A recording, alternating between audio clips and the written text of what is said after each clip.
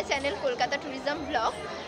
আজ হলো নিত্যানন্দ প্রভুর জন্মদিন বা নিত্যানন্দ ত্রয়োদশী। তো আজ কিন্তু আমি চলে এসেছি ইস্কন মন্দির, এটা পানিহাটির ইস্কন মন্দির। তো এই মন্দিরে আজকে কিন্তু ঠাকুরের অভিষেক হচ্ছে, সেটাই তোমাদেরকে দেখাবো এবং পুরো মন্দিরটা ঘুরে দেখাবো এবং মন্দিরে ভোগ প্রসাদের ব্যবস্থা আছে, তার টাইমিং কি আছে সেটাও তোমাদেরকে বিস্তারিত জানাবো। তো চলো মন্দিরে প্রবেশ করি, এতক্ষণে অনুষ্ঠান শুরু হয়ে গেছে। এই হলো ইস্কন মন্দিরের মেন গেট। তো আমরা এখন এই মন্দিরে ঢুকবো। এই যে সামনের গেটটা দেখতেই পাচ্ছ, খুব একটা বড় না সামনের দিকটা, তো ভেতরে গিয়ে তোমাদেরকে দেখাচ্ছি চলো। এখানে দেখো কৃষ্ণের প্রিন্ট করা সুন্দর সুন্দর বাচ্চাদের টি শার্ট পাওয়া যাচ্ছে। এই দেখো কি সুন্দর।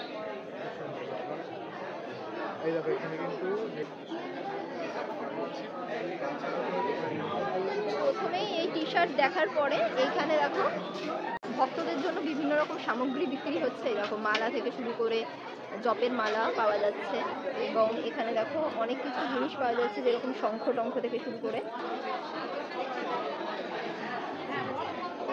এই হলো দেখো সামনে, এটা অফিস ঘর। এখানে তোমরা যোগাযোগ করতে পারো যদি তোমাদের কোনো সেবা দেওয়ার হয়, তো এখানে যোগাযোগ করে নিতে পারো।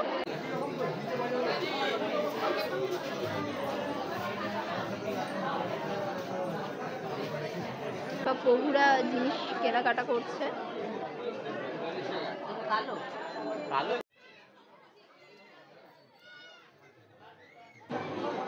তো দেখতেই পাচ্ছ মন্দিরে কিন্তু অলরেডি ভিড় হয়ে গেছে।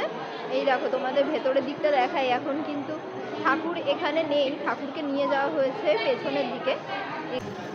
এই হলো ভক্তি বেদান্ত স্বামী প্রভুপাদ, যে দেখতে পাচ্ছ তোমরা।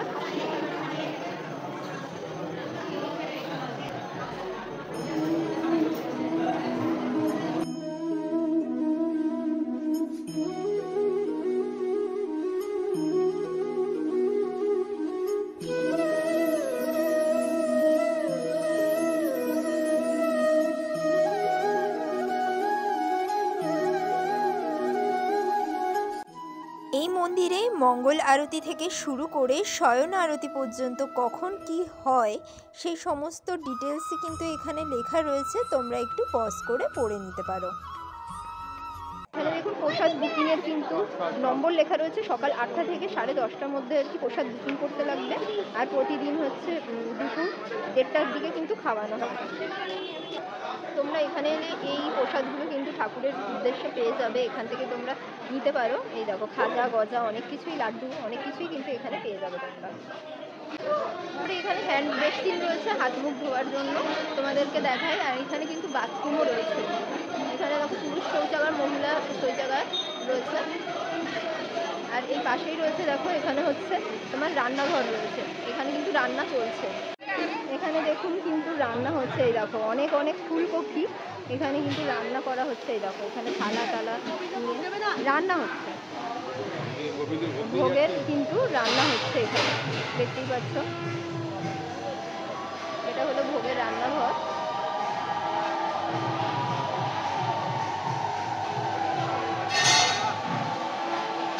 এই হলো প্রভুদের থাকার ঘর, এই পাশেই রয়েছে প্রভুদের থাকার ঘর। এটা এই দেখো গঙ্গার ঘাট থেকে কিন্তু দেখা যাচ্ছে। এই দেখো শ্রী গৌর নিতাই মন্দির।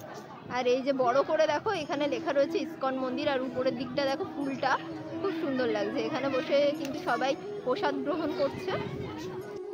এবার তোমাদের দেখাই গৌর নিতাইয়ের যে অভিষেক হচ্ছে, সেই অভিষেক কিন্তু সকলেই একে একে করছে। যারা ধুতি এবং মহিলারা যারা শাড়ি পরে এসছে তারা সকলেই কিন্তু এখানে নিজের হাতে গৌর নিতাইয়ের অভিষেক করতে পারছে। দেখো খুব সুন্দর দৃশ্য।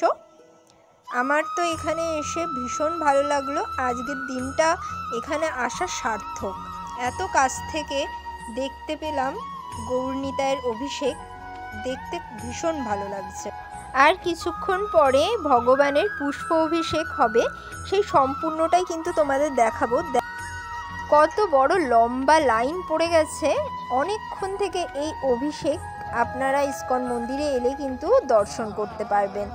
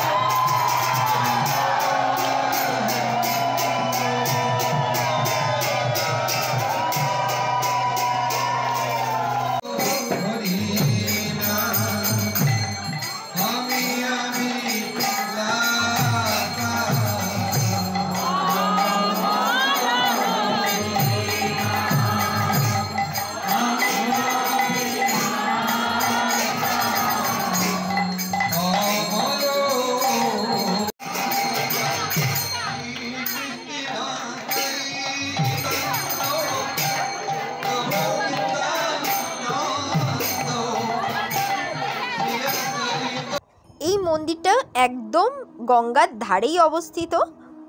দেখো খুব সুন্দর গঙ্গার ধারে পাড় বাঁধানো। এখানে স্নানের ব্যবস্থাও আছে, ভক্তগণ এখানে স্নানও করতে পারবে।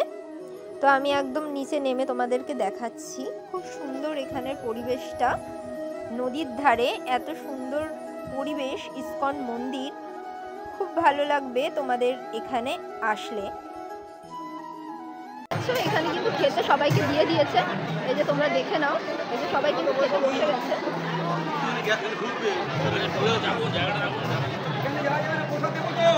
প্রসাদ দিচ্ছে এখানে, দেখো দেখতেই পাচ্ছ প্রসাদ দিচ্ছে। সকলে কিন্তু লাইন দিয়ে দিয়েছে, দেখো ওই দেখো মহিলাদের লাইন আলাদা, ওই দেখো ওই দিক দিয়ে মহিলারা লাইন দিয়ে দিয়েছে।